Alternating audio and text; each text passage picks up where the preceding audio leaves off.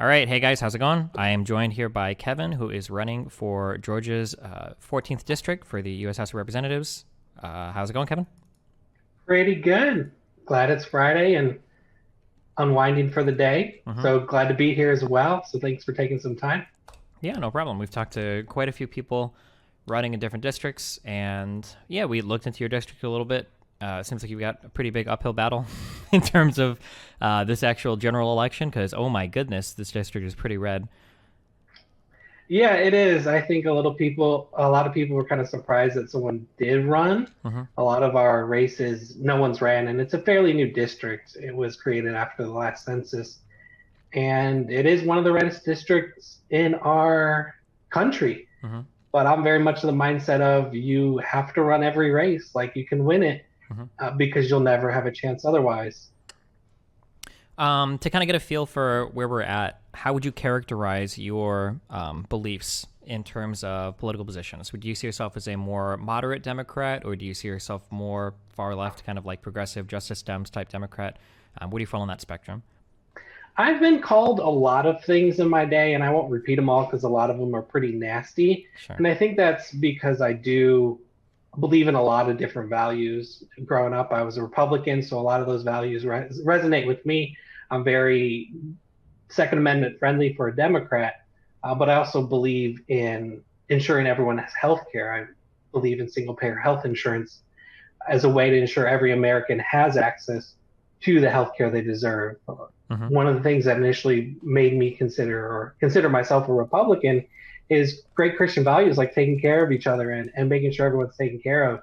And that kind of just resonates through my views on single payer is ensuring that all life is treated with respect regardless of how much money they have. So on that note, I've been called a lot of things, and I think the one that's most accurate and sticks is a moderate Democrat. hmm But I don't want that to be confused with something like a corporate Democrat, as that's often viewed there, or a do nothing Democrat, as some people might say, Sure. because I do have ideas and beliefs and solutions to a lot of our problems. Do you have any opinions in general about this idea that Democrats are kind of trying to fight back against the idea that religion belongs to the right?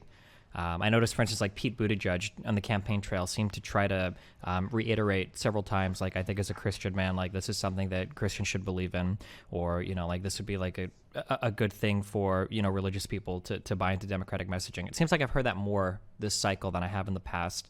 Do you have any thoughts about that, or?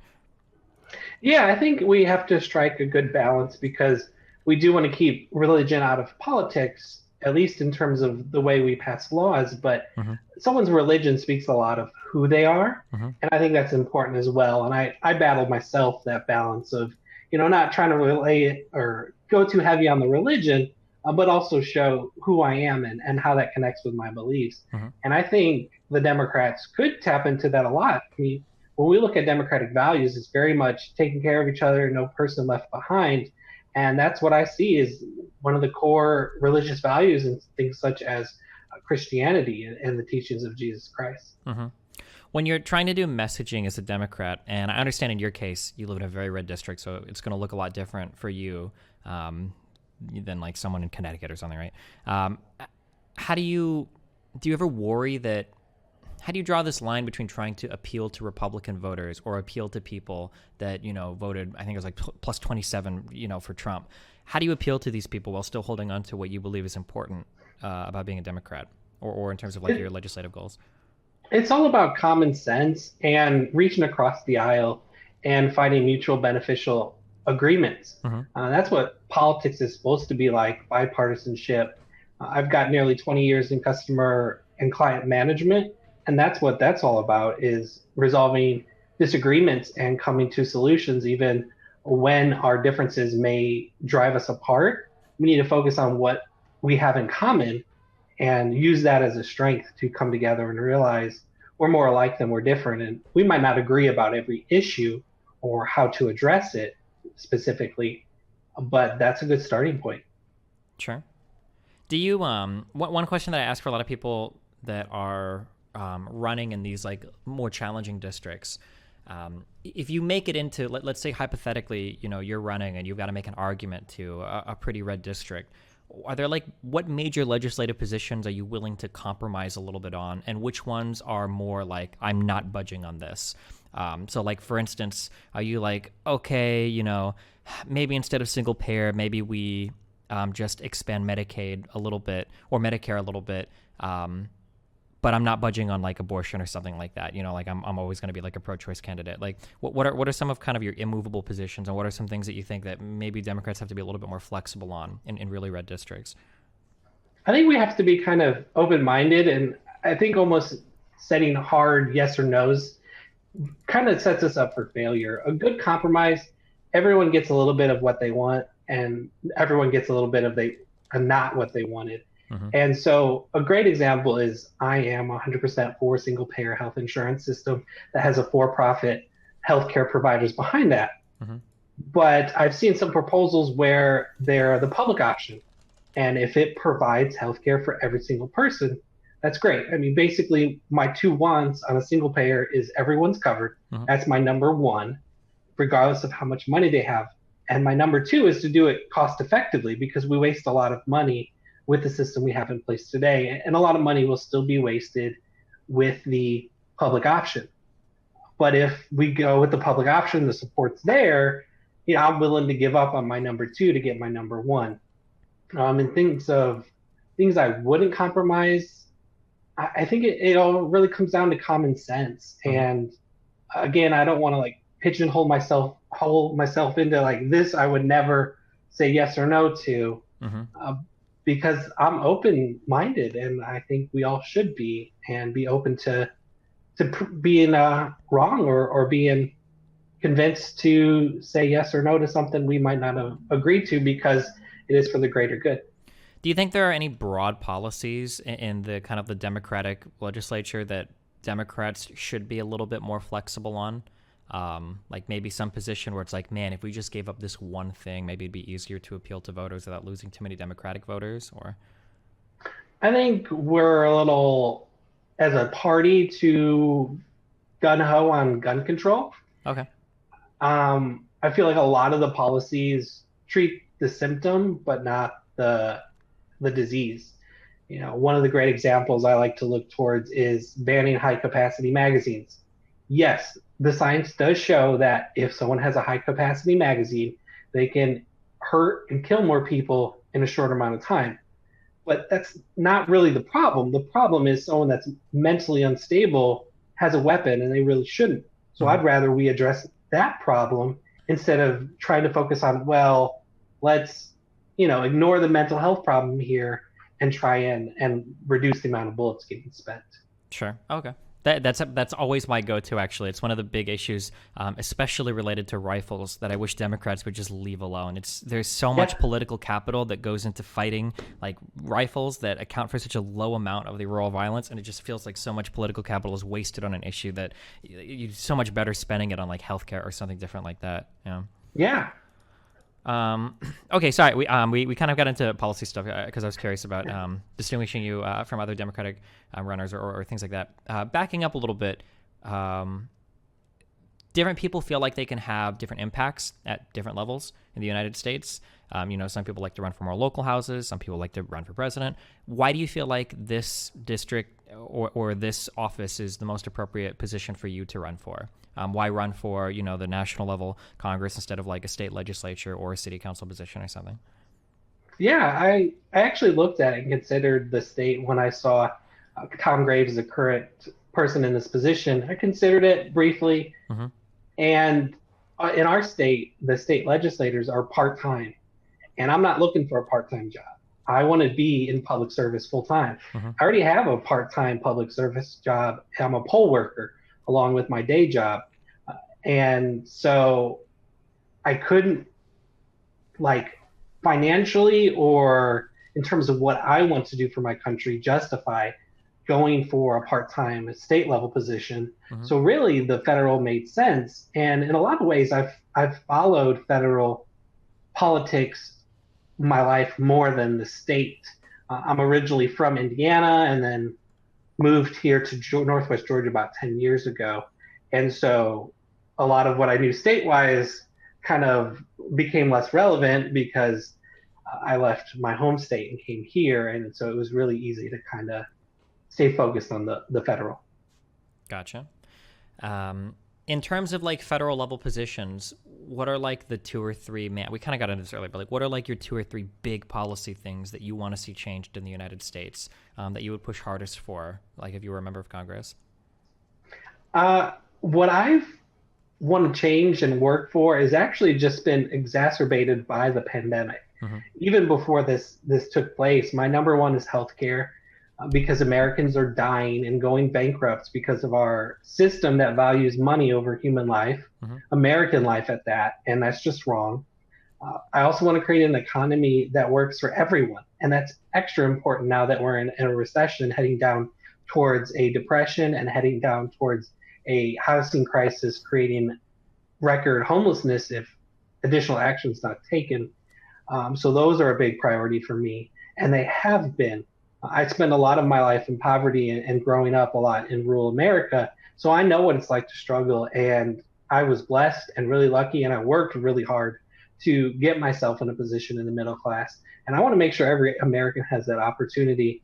And so those are basically two, but the economy thing really reaches out far to where it can be three, four, or five, because it's not just about um, minimum wage, it's about Social Security, it's about access to food, education, and I can go on like a whole big rant of policies there. But if we want to cut it down to just healthcare and economy at its basic, Mm-hmm. I would say gun rights as well. It's important to my district and it's important to me. And so that's up there, tied with the environment, as that's also important to me. When you say economy, so some of the more extreme positions that have been floated by people like Bernie Sanders or, AOC, is the idea of things like in the Green New Deal, we have like a federal jobs guarantee, or I've seen ideas proposed for like nationwide rent control, or like a significant increase, the 15 an hour minimum wage. Are any of these policies positions that you think would like serve to bolstering the economy for the average American, or did you have like other ideas related to that? Yeah, I mean, a lot of that echoes in my beliefs. FDR is my hero, and those are basically ideas from FDR and how he fixed the economy in his time. Mm-hmm. And minimum wage was always supposed to be a way to stop sweatshops and ensure Americans had a living wage, but it was never properly indexed and doesn't increase each year like Social Security does. And so it's been ignored and it's no longer a living wage. So we need to fix that. We need to raise it to a living wage and index it so we don't have to keep fighting every few years to make it a reasonable and living wage like it's intended to. Mm-hmm. In terms of rent control, I don't support that. I believe we need to focus on people's wages, getting them more money. I'm reluctant to do that kind of finger on the scale in the housing market, Mm-hmm. as I worry the ramifications it would have. In terms of a job guarantee, there is also worry there for me as well. I can see in times of crisis like right now, just kind of like how FDR did, we hire contractors to do work. There's plenty of work to do with our infrastructure, being prepared for the climate crisis, expanding broadband in rural America. Mm-hmm. So we could use government funds to hire these people, but any kind of projects like that, they have to make sense. Like we shouldn't just give someone a job just for the sake of giving them a job. There needs to be a societal benefit behind providing them the job and getting a return on investment in terms of them doing good for their community. Sure. Yeah, I think I agree generally. Um, we kind of touched a little bit on the pandemic. So, if you talk to Republicans or if you talk to Trump, they generally claim, well, Trump shut down travel the day after the WHO declared it a global pandemic. He shut down travel from China early. He shut down travel from Europe, in a month and a half. Do you think that there are steps that Trump could have taken better to mitigate, both the health harm and the economic harm to the United States, in the past few months? Do you think there are steps that he could be taking now to better deal with the pandemic in the United States? Or do you think he's doing about as good as, I guess, the U.S. can be expected to? Well, there's definitely additional steps to be done. And if we want to be super critical of ourselves, there's always more we could have done or what we could have done better. And Mm-hmm. having that sort of self reflection can make us better people. But we don't have to do any further comparison of ourselves to every other country. Every other kind of modern country has taken better actions, and they're getting ready to start opening up. I mean, we can't even get on the level of wearing masks. I've been seeing articles where we could save, I think it was 1 trillion in GDP or of the economy. I'm sorry, Mm-hmm. just read it, but anyways, we could save the economy by starting to wear masks. And despite that, we politicize it, something that just is a health concern. Yeah. Um, Yeah, it's definitely been a so fight. I've heard. I live down in LA right now, and I think in LA, I think it's like the law, or like you get fined right now if you don't wear a mask. So everyone that I see generally when I go out is like wearing masks. It's a requirement for all the stores. But I've got like friends down in Florida, and I imagine it's probably similar in Georgia, where I guess some people do, some people don't. It's just whatever people are feeling at the time. it's a minority that wear masks here. Hmm. Yeah, that's pretty scary. Um, So, nationwide issues, gun control, healthcare, economy. These are obviously things that everybody around the country has a strong opinion on and are at the forefront of like American political discourse. Are there any unique issues that Georgia faces that you think aren't talked about on the national level enough? Or, as a national representative of the U.S. Congress, are there things that you would like to do that you feel like could help Georgia, that you would talk to Georgia voters about? Taking that and putting it specific. Oh, wait, hello? I don't know if zoomed. Wait. Oh, wait, hello? Hello, I Oh, can hear you. oh, gotcha. Okay, I can hear you now. Sorry, I cut out for 1 second. No worries. Okay, you restart that answer if you can for me. Yeah. Yeah, taking your question and applying it specifically to my district, Mm-hmm. a lot of my district is rural, and even the kind of built up place is more small town. And like I had mentioned earlier, I've spent most of my life in rural America, so I understand the struggles. And I also understand that a lot of my generation and future generations are leaving rural America to seek jobs. We're encouraged, if you want to make a living wage, to go to college and get a STEM degree. My degree is in computer programming, Mm-hmm. and that requires me to live in the suburbs. When we were looking for houses, we would have preferred a more rural property with more acreage and just kind of quieter traffic, but it just didn't make sense to be able to be close to work. And so a lot of my generation and future generations face that problem, which is resulting in a shift of population from rural America to the cities. And we have to address that. Traditionally, the policy has been to provide tax benefits to companies to get them to create jobs in rural America. And for decades, that hasn't worked because we need to stop putting money into the hands of businesses. We need to put it directly in the hands of people, and they will give money to the businesses they want to support through the free market. Mm-hmm. And we can do that through single payer health insurance, ensuring every American has health care. That's going to create demand for health care in rural America. We can do that by fixing our roads, creating bandwidth for broadband in rural communities, and really investing in rural America, putting that money in people's hands that will stimulate the economy in rural America, that will drive businesses to invest in those communities, and basically make rural America great again, as they say. Sure. Um, okay, not to get too particular, actually, I'm curious because there's a very macro question, but there's kind of like this broad problem.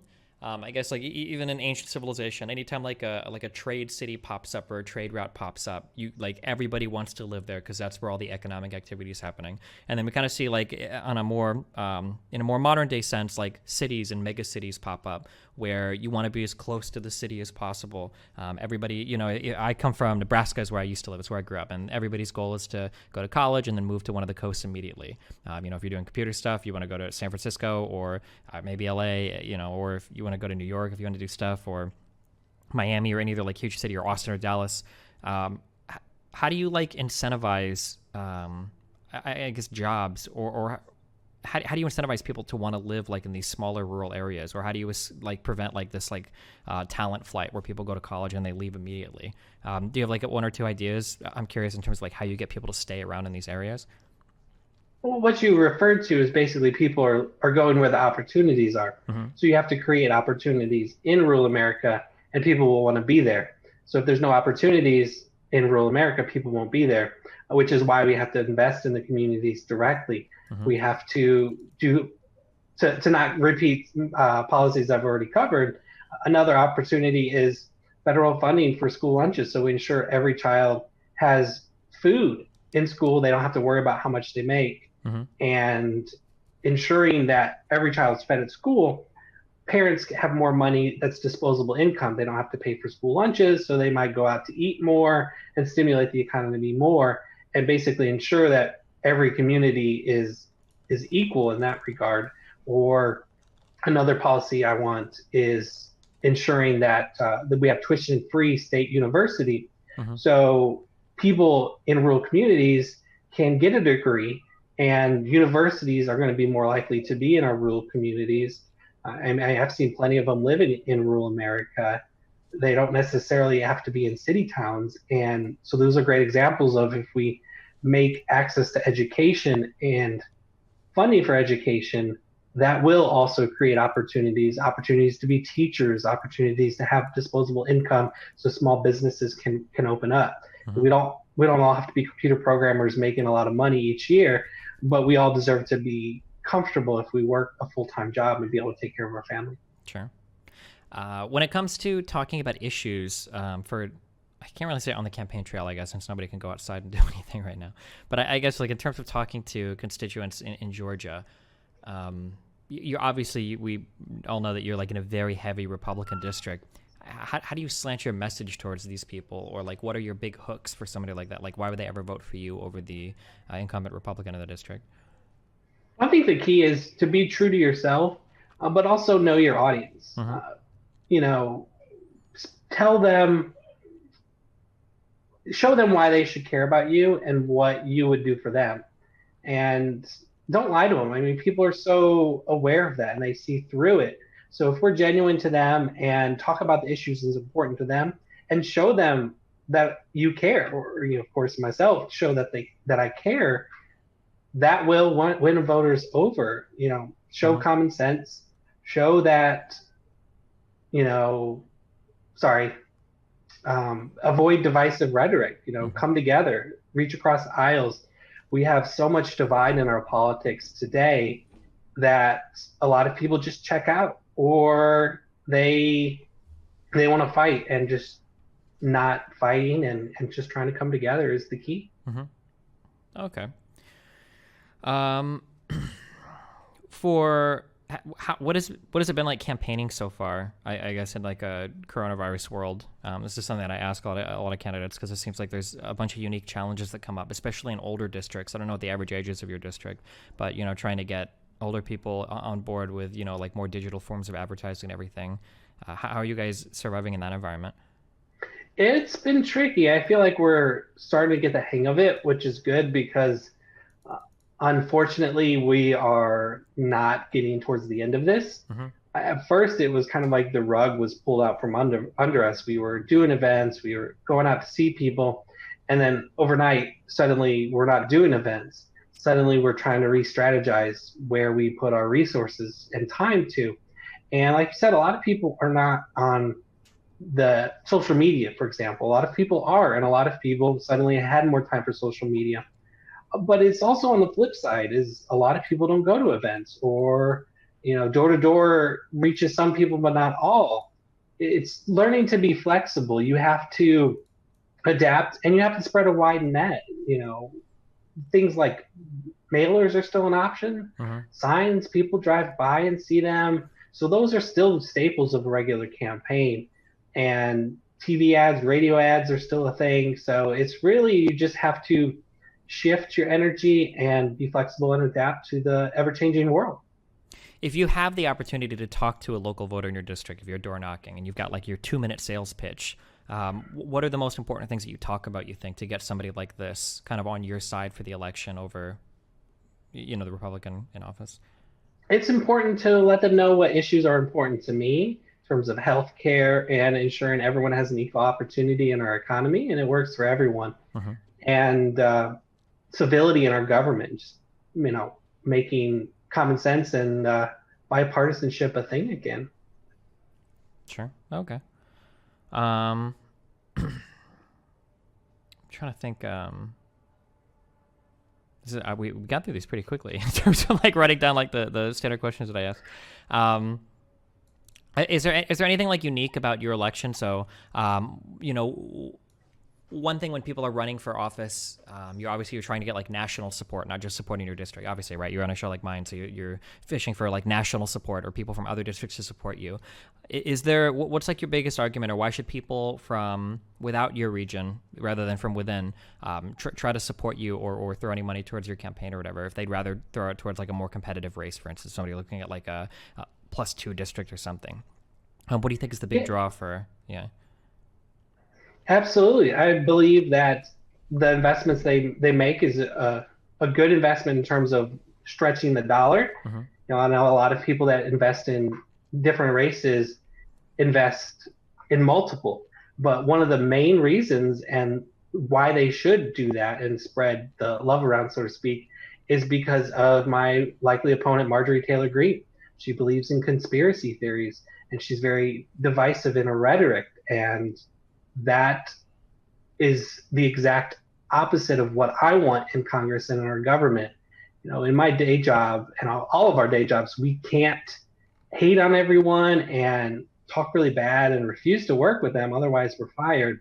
I don't want that in our government. We won't get anything done in our government. She's already fighting with Republicans and she's not even in office yet. So we don't get anything done with that kind of beliefs and actions, where someone like myself that's been in customer service and client management for 20 years, that knows how to work with difficult people, regardless of what party and political beliefs they have, can accomplish a lot of great things. Okay. Well, and I'm sorry, I keep saying incumbent. But the prior Graves is not running again for this election. What did he say? Why, or why is he not? He did not say why. I won't speculate. I don't want to put words in his mouth, but he did announce in December that he was retiring, and that put the race on my radar and made me feel like there was a real chance and opportunity for us to have someone really representing the people, and I knew I would be that person. And we had, at that time, before I even announced, Marjorie Taylor Greene announced that she was moving her campaign. So she was campaigning in the district she lives in and moved her campaign to our district because she knew her divisive rhetoric would not win her even the Republican primary there. And she largely funded her own campaign 3 times all the other Republicans in the primary. And there was 9 of them, so it was no surprise there's a runoff. But she just kind of blew everyone out of the water and almost straight up won it outright. So she is in a runoff, but our estimate is she will win, and she will be my opponent come November, which is a huge reason why this race is so important. Do you feel like she's taking the general very seriously, or do you think that they expect her to just kind of coast through? I don't know. They have not paid me much mind. Really, the only time I've personally seen her reference me is when she was talking smack about the person she's in a runoff with, John Cowan. He had made a post and she insulted him and said, "Well, you didn't get as many votes as the Democrat did," because I did get more votes than him, but I didn't get as many as her. And so I found that really nasty and like counterproductive. And so other than that, I don't know if I'm sure they've noticed me, but they haven't given me the time of day. In terms of running the election for the general, because you bring up the term nasty, are you going to bring up at all the kind of weird QAnon stuff that she talks about, the kind of conspiracy theories? Are you going to try to keep it more like policy focused, or what is your like angle of attack there, I guess, for the general election advertising? Well, I definitely need to further connect with my campaign manager, but in terms of what we've already talked about today, is we do want to focus on policy because that's important. What I'm going to do and what values I bring is important, but it's also about the other choice. I mean, when it comes down to it, it's 2 choices. You have myself, Kevin Van Alstall, or you have Marjorie Taylor Greene. Hmm. And so it's not just who I am, it's about who she is.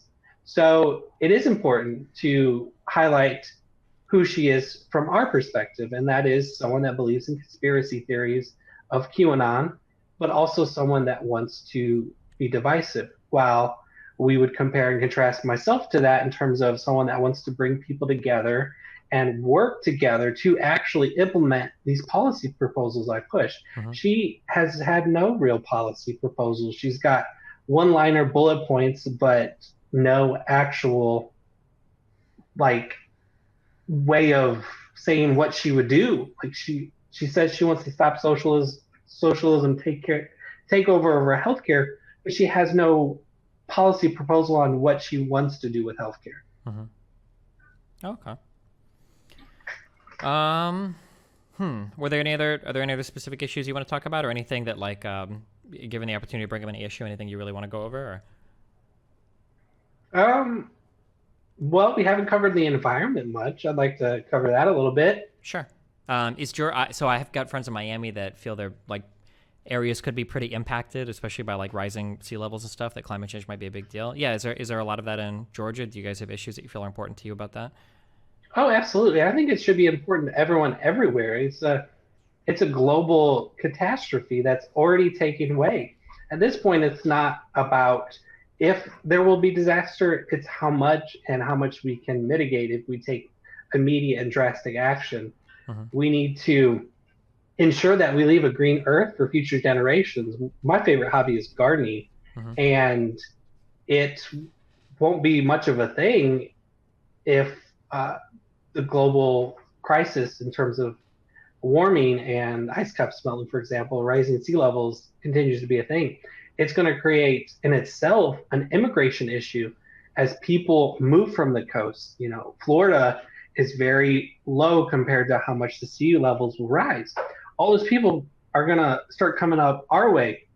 You know, and where I am in the district, we're kind of a valley, and so we're pretty good elevation wise. And so it's a great opportunity. Anyone looking to invest in real estate that's not too worried about, you won't have to worry about rising sea levels engulfing your properties.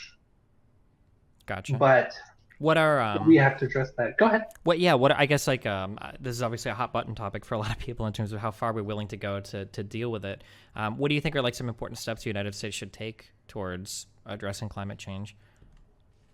We need to go carbon negative. Hmm. You know, carbon neutral is not good enough. We need to scrub the environment. We do that from going to carbon neutral energy. We also need to rejoin the Paris Accord. We need to scrub the environment of carbons already in place, which is cheapest, most effective ways to do reforestation while continuing to develop mechanical ways to do that. We also have a lot of heat here, and we need to address that in terms of our oceans are overheating, and there's some opportunities for thermal conversion energy. And there's just so much we can do. And all these things we can do can create jobs. I mean, taking it back to what we were talking about earlier, the Green New Deal, the focus, a lot of that was using the climate crisis as an opportunity to push our economy forward. We've got a number of solar power companies in the area that can convert your house to solar power. If we push that technology, that's going to create jobs. What do you think about states that are very heavily involved in like fossil fuel industries, or people that talk about how this is going to require like pretty massive expenditures of government funding? When you talk about becoming carbon neutral, we're talking about a dramatic change in the entire energy environment in the United States. How do you even go about like what are your first few steps in terms of getting everybody on board with this, like from policy positions, I guess? We don't really have to spend all this huge amount of money from the government. Hmm. I mean, the money has already been being spent on subsidies for fossil fuel companies. We remove those and give them to green energy sources. Like you mentioned, putting a number on it, a third of the power in Georgia is from coal power, and we don't even mine it in Georgia. So we pay other states so we can pollute our great state. Another third of our power is through gas and oil burning and stuff. So we need to further incentivize clean energy, and the price is already kind of on point. Hmm. Wind energy and solar is pretty much already cheaper than coal. If the government takes the finger off fossil fuels and puts it on the scale for green energy, the free market's going to take care of the rest for us. What about so in terms of like taking subsidies away from like fossil fuels though, right? So some people would point to the idea that if you do this, then people are going to be paying greater costs for like food, right? Because the cost of transportation is going to go up, or that general energy, a lot of places in the U.S. can't deal with like solar farms or don't have good access to planes for wind energy. How do you address the concerns of middle class or working class Americans who are going to see an increase in the cost of goods or cost of food or their own energy in their houses? And that is a valid concern. But coming back to the free market, is businesses are going to want to be competitive. If a business finds, for example, in Georgia, we have pretty low power costs. So, Mm-hmm. especially where I live in Northwest Georgia, if coal ends up being more expensive, well, our TVA is who does my power. They're going to switch to more solar, but they haven't had to because it's made more business sense for them to stay where they're at. So, yes, costs will go up, but the economy is going to want to fight that, especially when you look at like cheap alternatives from overseas. If we're not subsidizing our local power in terms of coal and natural gas and other fossil fuels, that doesn't stop other companies or other country companies from coming in, Mm-hmm. but it does make it easier for local green energies to kind of fill in that hole. Gotcha. Okay. Um, yeah, I mean, obviously, climate change is a really important one, especially for, I imagine, for states like Georgia, definitely for states like Florida. Um, It's all states, yeah, honestly. sure. Yeah, well, I mean, I guess being from the Midwest, like in Nebraska, you don't have to worry as much about like flooding, at least. But, yeah, Do I you mean, guys it get will. tornadoes there? Yeah, I don't know. I don't know if the tornadoes are getting worse. I know some people say like hurricanes and those types of dramatic weather events have gotten a bit worse, for sure. Yeah, everything. All climate is getting more extreme. I'm sure you guys are getting more, warmer seasons. Yeah, for Yeah, sure. The seasons heat. are longer. It impacts in terms of insects and animals and Hmm. pollen. I Yeah, mean, for there's a sure. lot of science behind it, and it's not a local issue; it's a global issue. Hmm. Yeah, very true. Um, are any other major policy positions or anything, or any other like issues that you think are really important to bring up or go over? I think we need to take it back to immigration. We briefly touched on it with climate change, Hmm. but climate change is not creating. It's not a new issue because of climate change. It just is a piece of the puzzle because so many things are interconnected. And sadly, it kind of fell out of the news the atrocities done to immigrants coming here to seek a better life. And, yes, a lot of them did it the wrong way, but a lot of people that do it the wrong way feel they have no other choice. Hmm. And so we need to expand and improve our immigration court system. We also need to address the dreamers as they have really gotten a raw deal. They never asked to be brought here, but this is the only country they've ever known. Hmm. So if fates were a little bit different, they would have been born here. Maybe if their parents came a little bit sooner, they would have been natural citizens. And so from their perspective, it feels like it's their home country. And to a lot of us, it is their home country. And they've worked really hard, and a lot of them have gotten an education. Most of them give back to their communities, if not all of them, to be honest. Hmm. And so we need to treat them with the respect that they've treated our country.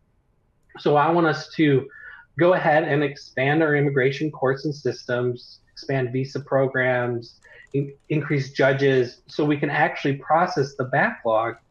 And I've got my best friend at work. He's married to an American citizen, but it's going to take 3 years for him to get his permanent green card just because the backup in the system. We can fix that by adding resources to immigration courts. And with those extra resources, we then take our dreamers and give them expedited access through the system.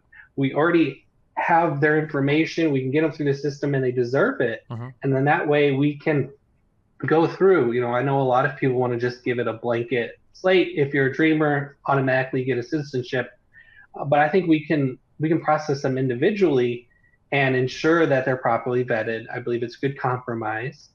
but I also believe that's going to snowball in terms of we process them all through the system because we have those extra resources, and then we keep those resources in place to process the more people that come through. What It do you really, go ahead.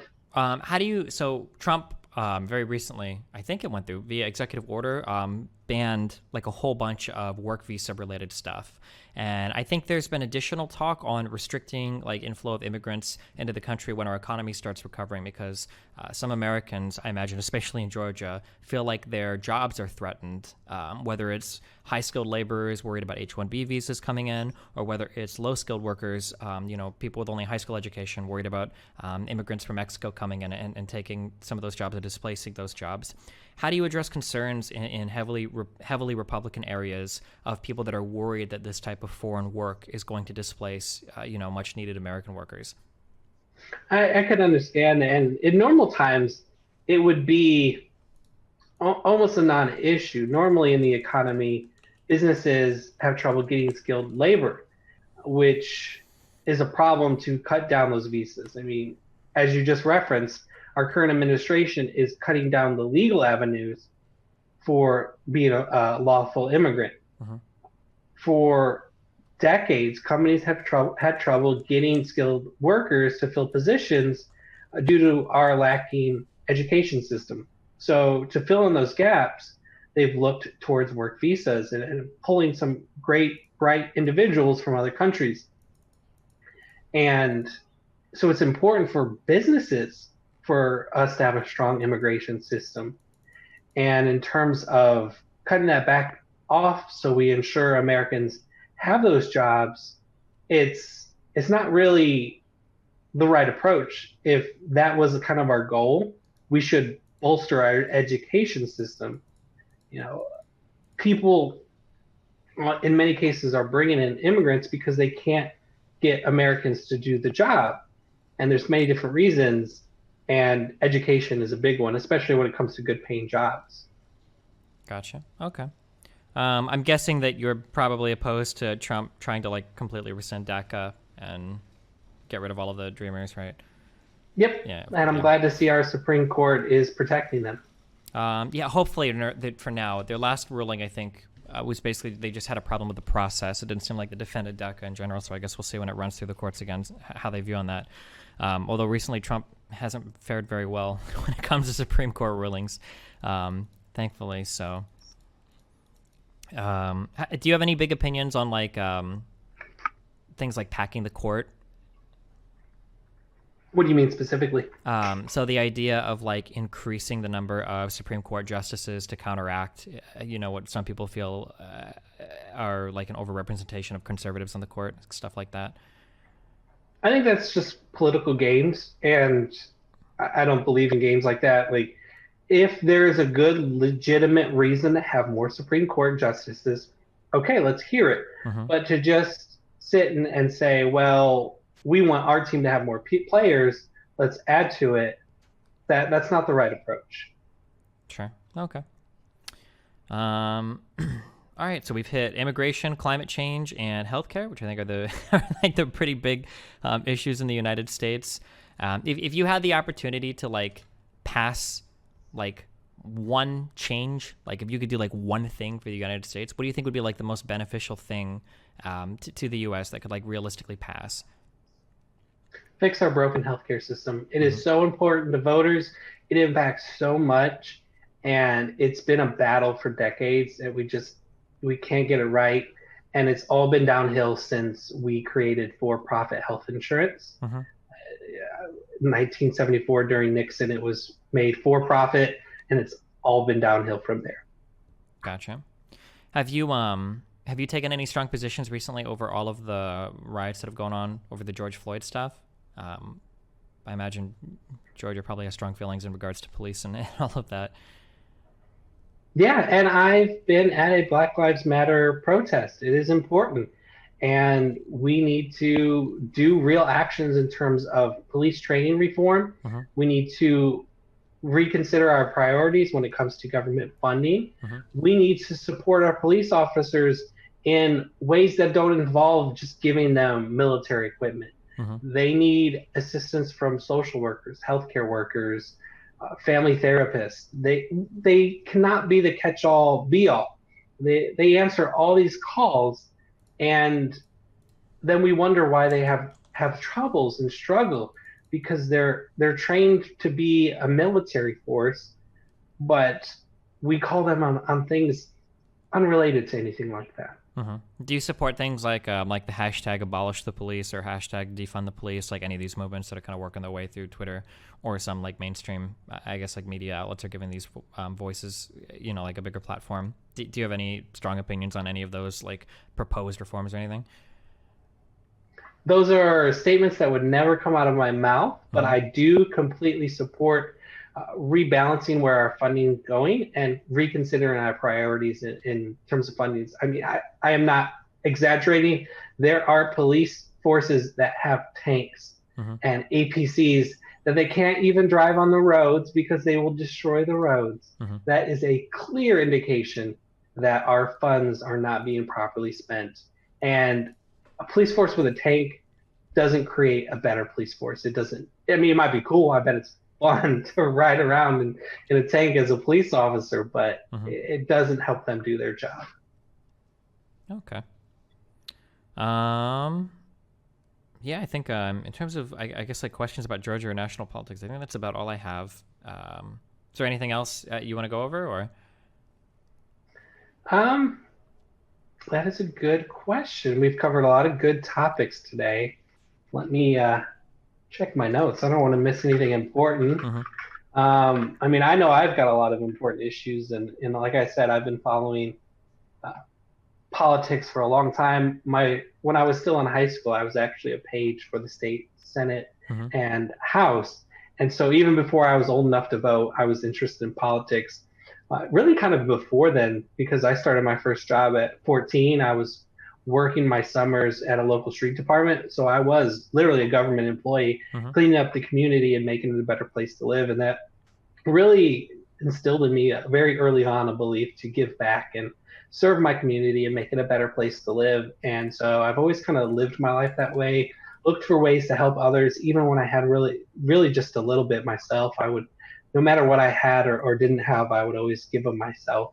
Sure. When I didn't have any money, I'd donate blood or grow out my hair and donate it to Wigs for Kids and stuff like that. And so always finding ways to be charitable and give back. And I do encourage people that want to give back and help my campaign and help our country and ensure that we have civility and common sense in our Congress and our government. I encourage them to reach my website. It's kevinvanausdal.com. And I know that last name is hard, Kevin Van Ausdal, because I've seen it my whole life. Yeah. I think almost every day I see my name spelled wrong at least once. Yeah, there's a reason I introduced you as Kevin. I didn't even try it, yeah. No worries. And so if you're worried about nailing the name, it's Kevin for Congress 2020 on Facebook. So that's a good place to start. Kevin Van Ausdal, Georgia's 14th congressional district. That's going to get you to me. So please reach out to my website, kevinvanausdal.com. You can email me at contact@kevinvanausdal.com. We're looking for volunteers. We're looking for donors, really, to get the message out. I do want to thank you for having me on your stream today. This is a great way to reach people and get the message out. It's been great to talk about these issues. And I think that's pretty much everything I want to cover. And really, I think a lot of the issues that are most important to voters, I mean, we could sit here and talk all week or all month long about the issues. Which one is better, and all proposal ideas, but we don't have that kind of time. Yeah. Okay, cool. Well, listen, I mean, I'm pretty sure I speak for every Democrat when I say I wish you the best. The Marjorie person seems to be quite the character. So hopefully she doesn't get through. It's a very red district. I know you guys have a tough battle ahead of you. And then the COVID-19 makes everything, that much more complicated. So yeah, we've linked your Twitter and your website in the chat if people want to donate or reach out if they can help in any way. If you're from Georgia, hopefully people will do that. But otherwise, yeah, I appreciate the conversation. Thanks a lot. And thank you. Yeah, I hope you guys have the best of luck and more. And yeah, good luck. Thanks. You have a great day. Yep. I'll see you later. Bye. editor should have gotten a contract. It sounds like you should have gotten something in writing. It sounds like blah, blah, blah. And it's like, that's an interesting take there, my fellow communists.